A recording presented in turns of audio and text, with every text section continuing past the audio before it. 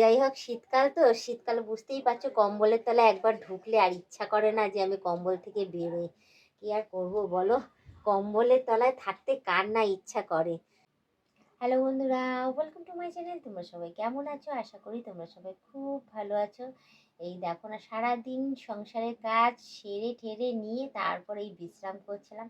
তো যাই হোক, অনেকক্ষণ ধরে রেস্ট করলাম, রেস্ট করে এবার উঠলাম, উঠে বাদ বাকি যা কাজ আছে সেগুলো সারবো গো। কি করব বলো, এত কাজ না যে মানে কি বলবো, সমস্ত কিছু সংসারের কাজ সেরে উঠে তারপরে একটুখানি যে সময় পাই সেইটুখানি সময়ে ইচ্ছা করে যে না, ব্লগ ভিডিওটা না দিলে তো হবে না, না দিলে অসুবিধা হয়ে যাবে। ওই কাজও তো আমারই কাজ, ওইগুলো তো আমাকেই করতে হবে, না করলে আর হবে কি করে বলো? তাহলে আমি সংসারটাই বা চালাবো কি করে?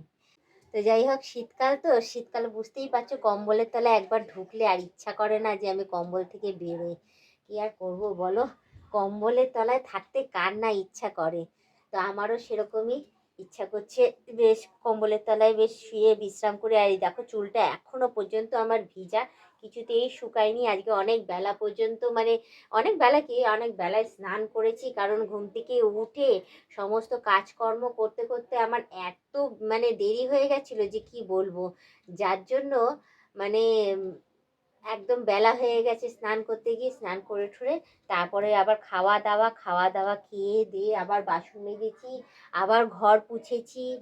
ঘর ঠর পুছে একেবারে সন্ধ্যা লাগিয়েছি, সন্ধ্যা লাগিয়ে তারপর গিয়ে এসে সারাদিনের সংসারের কাজ শেষ করে তারপর এসে বিছানায় একটু বিশ্রাম করছিলাম। তো অনেকক্ষণই শুয়েছিলাম, মানে এই 10-15 মিনিট ধরো, মানে 10-15 মিনিট মানে আমার কাছে অনেকক্ষণই। অনেকক্ষণ শোয়ার পরে এই বিশ্রাম নেওয়ার পরেই উঠলাম, উঠে এখনো ভাবলাম যে না, শুয়ে আছি যখন, তখন একটুখানি ব্লগ ভিডিও করেই নি, কারণ এই যে শুয়ে রয়েছি না, এই যে সময়টা আমি পাচ্ছি, এই সময়টার মধ্যেই আমাকে ব্লগ ভিডিওটা সারতে হবে। না হলে এই যে উঠে যদি যাই আমি, উঠে গিয়ে আবার সেই সংসারের কাজে ব্যস্ত হয়ে যাব, আবার সেই সংসারের কাজই করতে থাকবো। কারণ শরীরটা আমার খুব একটা ভালো নেই। আমার সংসারের কাজের সাথে সাথে নিজের শরীরের দিকেও আমাকে ধ্যান দিতে হচ্ছে, কারণ দুদিকে না দেখলে হবে না। সংসারের কাজ করতে করতেই দেখা যাবে আমার সময় চলে যাচ্ছে, নিজের শরীরের দিকেও ধ্যান দিতে পারবো না। তো দুদিকটাই মেনটেন করতে হচ্ছে, যার জন্য অসুবিধা হয়ে যাচ্ছে, আমি মেনটেন করে উঠতে পারছি না এক এক সময়। কিন্তু কিছু করার নেই, আমাকে এই কাজগুলো তো করতে হবে। ওই জন্য যখন যখন সময় পাচ্ছি চেষ্টা করছি তোমাদের কাছে সমস্ত ব্লগ ভিডিও তুলে ধরার জন্য।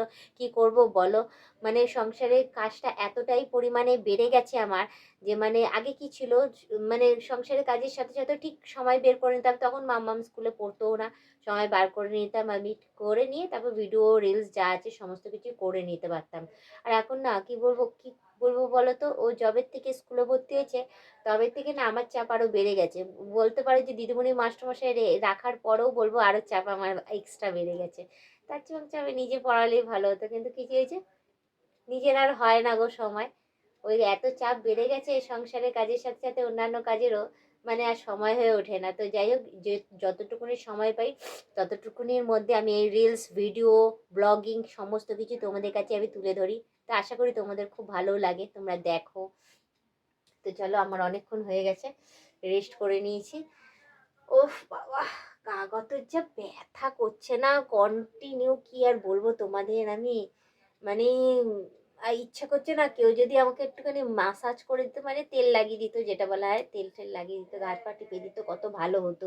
মানে না, আমারও না এক এক সময় ইচ্ছা করে যে আমাকে যদি কেউ রান্না করে খাওয়ায়, আমার সংসারের কাজগুলো যদি কেউ করে দিয়ে, কম্বলগুলো যেগুলো গুছাতে গেলে হাতের ডানাটা তো খুব ব্যথা হয়ে যায় জানো তো। কি আর বলবো তোমাদের আমার কষ্টের কথা। আর তার তার মধ্যে হচ্ছে দেখো না, আমাদের তো ওইদিকে দরজা নেই। হ্যাঁ, দরজা সবসময় ফাঁকাই থাকে, আর গ্রিল লাগানো আছে, গ্রিল দিয়ে শাঁ শাঁ করে ঠান্ডা ঠান্ডা হাওয়াগুলো ঘরের মধ্যে ঢোকে। যার জন্যই দেখো না, পর্দা দিয়ে রেখেছি আমি, সব পুরো পর্দা দিয়ে পুরো ব্লক করে দিচ্ছি, যাতে ঘরটা একটু গরম থাকে এবং আমারও পক্ষে সুবিধা হয়। আমার এত ঠান্ডা লেগে যাচ্ছে, মানে শুধু স্নান করেই ঠান্ডা লাগছে, সংসারের কাজ করেই ঠান্ডা লাগছে সেটা নয়, আমাদের গ্রিল দিয়ে ঠান্ডা ঠান্ডা হাওয়া ঢোকে, তো কন্টিনিউ ঘরটা খোলামেলাই থাকে, দরজার সিস্টেম নেই।